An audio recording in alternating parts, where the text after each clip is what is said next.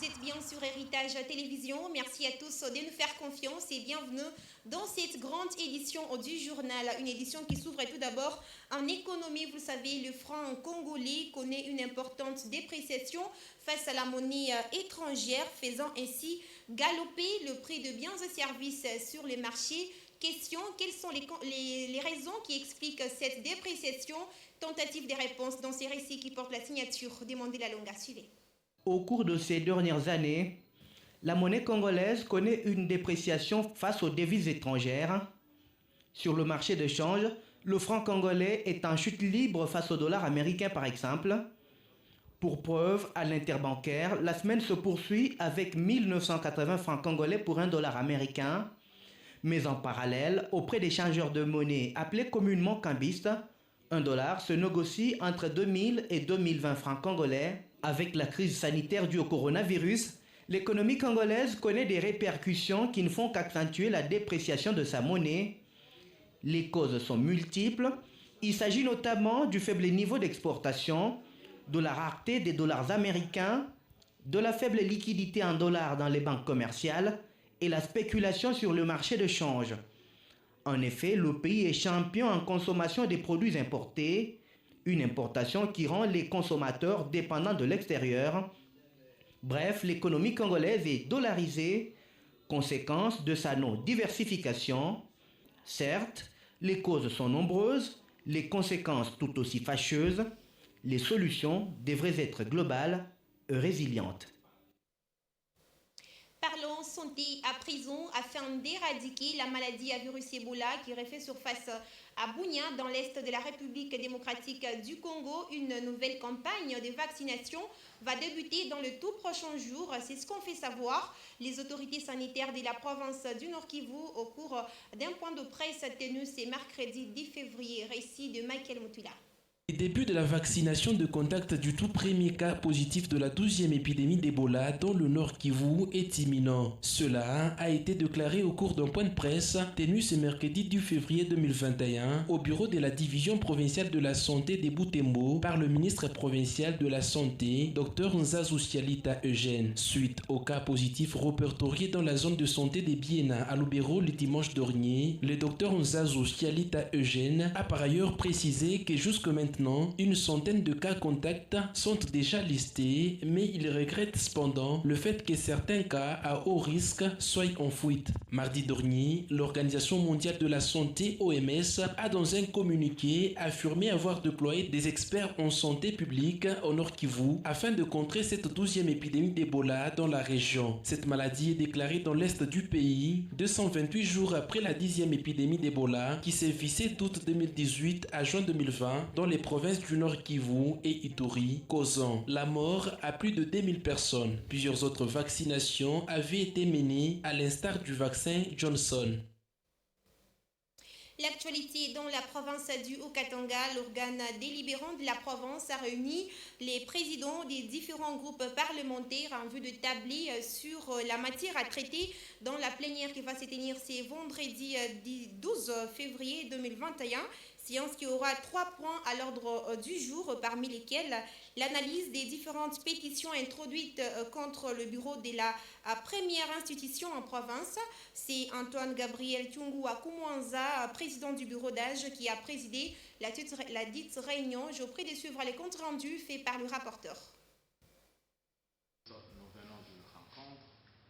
Il s'agit de notre rencontre habituelle, la rencontre avec le président du groupe parlementaire, appelé dans notre langage parlementaire conférence de président. Et il a été question d'examiner le calendrier de la session extraordinaire et après échange avec les honorables présidents des groupes parlementaires, nous nous sommes convenus à la convocation de la séance plénière pour ce vendredi 12 février à 10 heures précises. 3 points sont à l'ordre du jour. Il s'agit de l'adoption de l'ordre du jour en première position. En deuxième position, il s'agit de la lecture et adoption du procès verbal numéro 01/2021 AP par H4 de la première plénière. Et enfin, le troisième point, c'est l'examen de pétitions suivi de vote. Mike Kakouji Yumba, rapporteur du bureau d'âge de l'Assemblée provinciale du Haut-Katanga, dans ses propos recueillis par Nathalie Mwanza. Toujours ici en province, l'exécutif provincial Jacques Kaboulakatoui a reçu une délégation en provenance de l'Allemagne. C'est mercredi 10 février. Ils ont échangé autour de plusieurs projets en cours d'exécution entre le gouvernement provincial et le partenaire allemand. Suivez. Nous sommes très contents que Son Excellence le gouverneur de la Provence a nous reçus avec notre grande délégation allemande et internationale. Nous sommes ici pour la réalisation de le projet de chemin de fer avec notre partenaire ici, la SNCC, mais aussi à l'autre province avec la SCTP et aussi le SCUF. Nous sommes la Congo Railway Development AG. C'est l'entreprise créée pour recevoir la concession pour le chemin de fer, la concession pour le pays.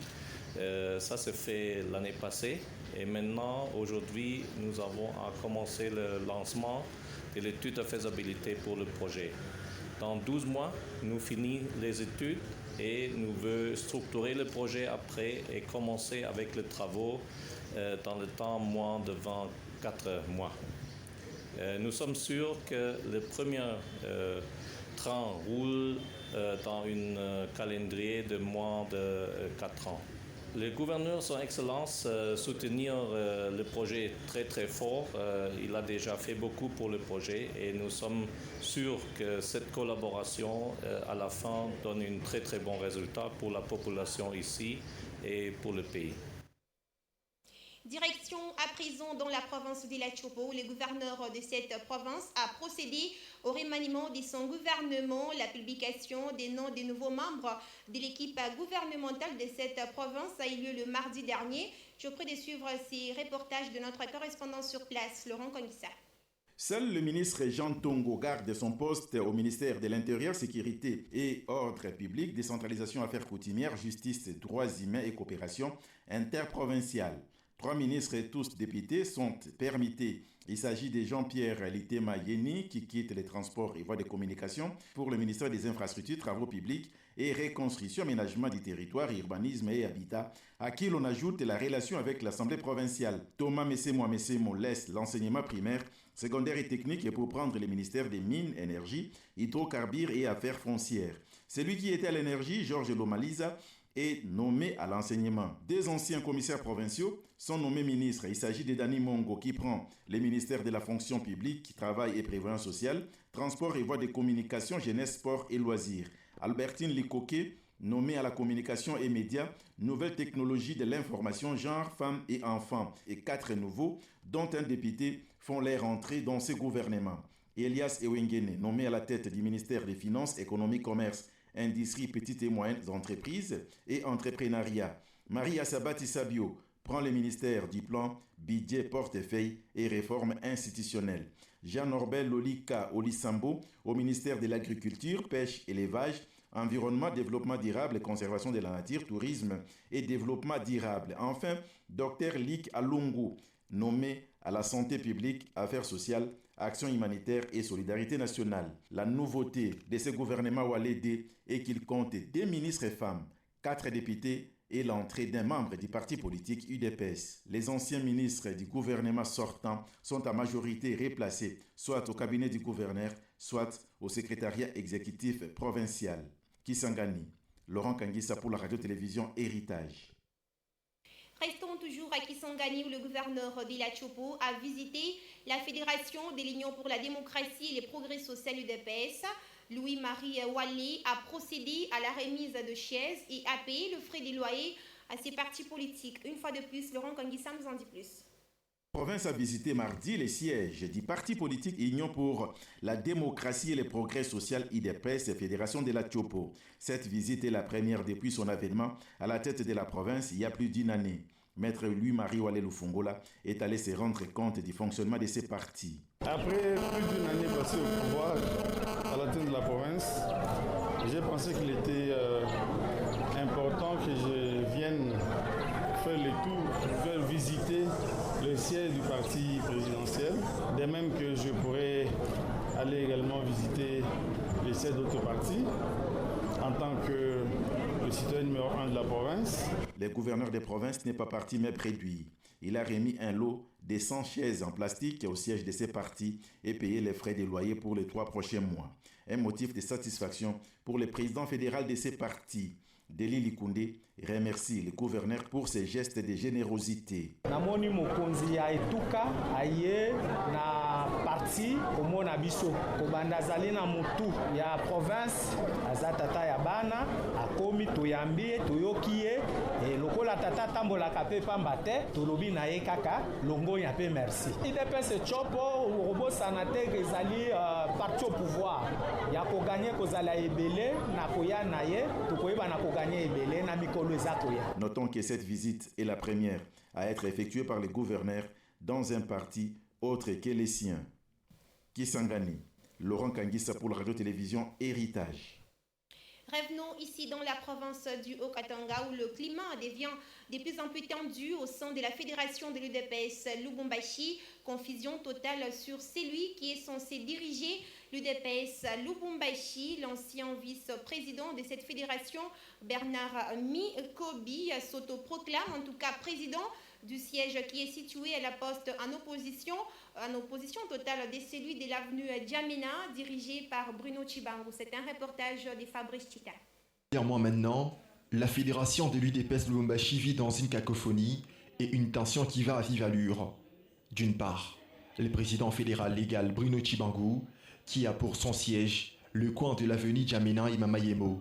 Et d'autre part, Bernard Mikobi, son ancien vice-président qui s'autoproclame déjà président. Et draine avec lui des membres au siège de la Poste en plein centre-ville de Lubumbashi. Ce mercredi, Denis Kabongo, président de la jeunesse de l'UDPS Lubumbashi et proche de Bernard Mikobi, nous reçoit. Pour lui, ces conflits n'existaient pas car Bernard Mikobi n'est fait qu'obtempérer à ce que lui demande la base.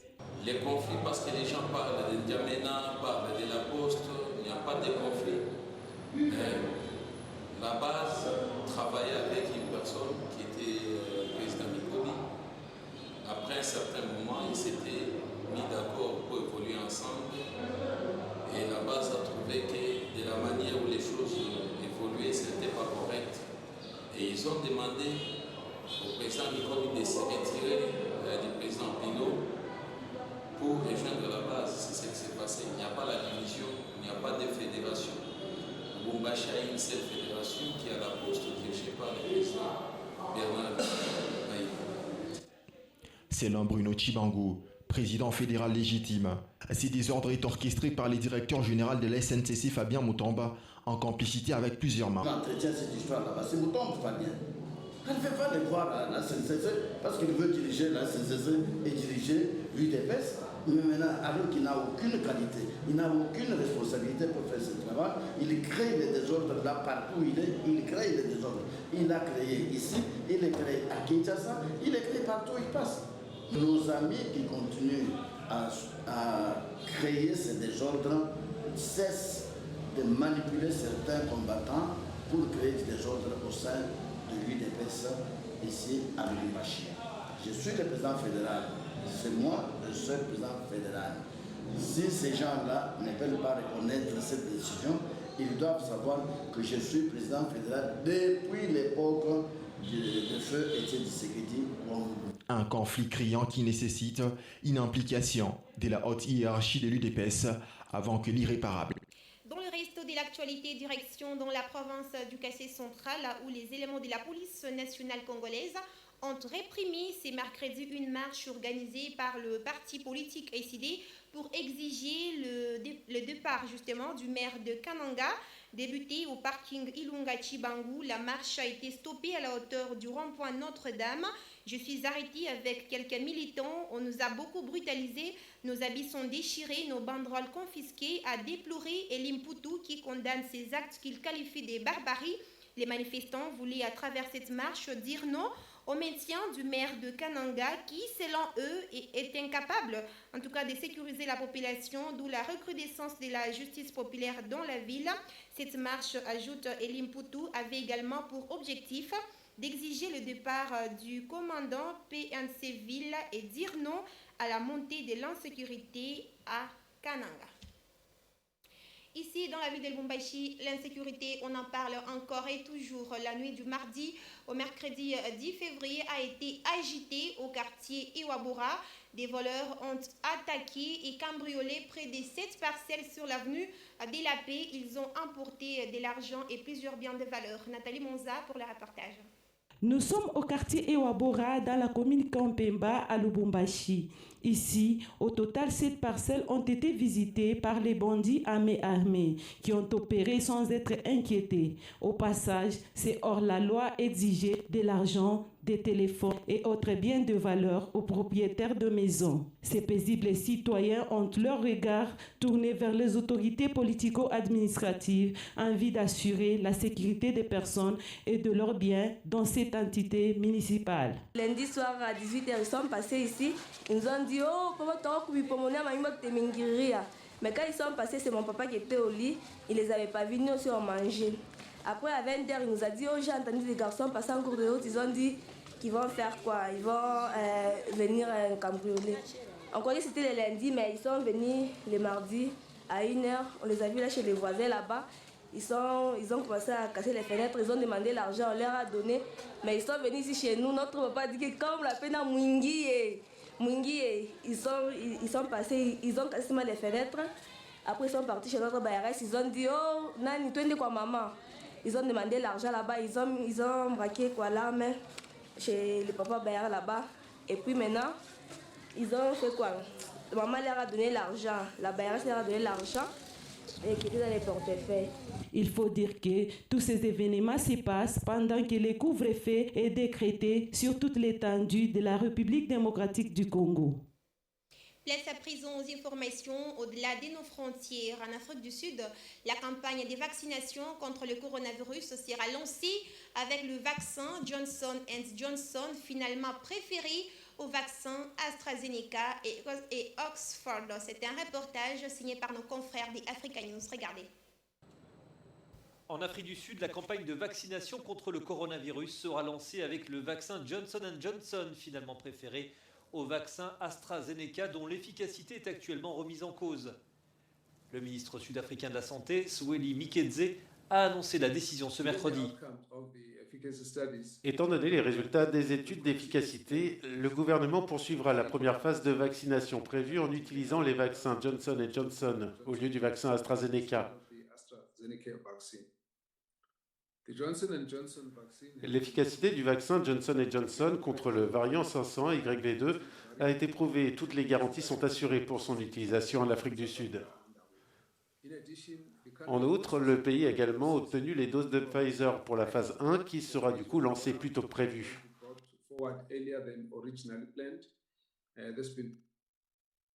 Nos scientifiques continuent à évaluer d'autres laboratoires et parallèlement nous nous rapprochons de certains fabricants. Nous avons ainsi beaucoup avancé dans l'évaluation et la fabrication du vaccin Sputnik V. Actuellement, l'Afrique du Sud, pays africain le plus touché par le coronavirus, a commandé 9 millions de doses de vaccin Johnson & Johnson. La première livraison est prévue pour la semaine prochaine. L'Afrique du Sud est frappée par une deuxième vague de coronavirus, en grande partie causée par une variante locale, connue pour être beaucoup plus contagieuse que le virus original. Depuis le début de la pandémie, le pays a enregistré près d'1,5 million de cas d'infection et plus de 46 000 décès. Voilà, c'était l'essentiel de cette grande édition du journal préparée par toute la rédaction des Héritages Télévision. Merci à vous de l'avoir regardé partout à travers le monde. Je vous fixe rendez-vous demain à la même heure avec le même plaisir. Prenez soin de vous et à très bientôt.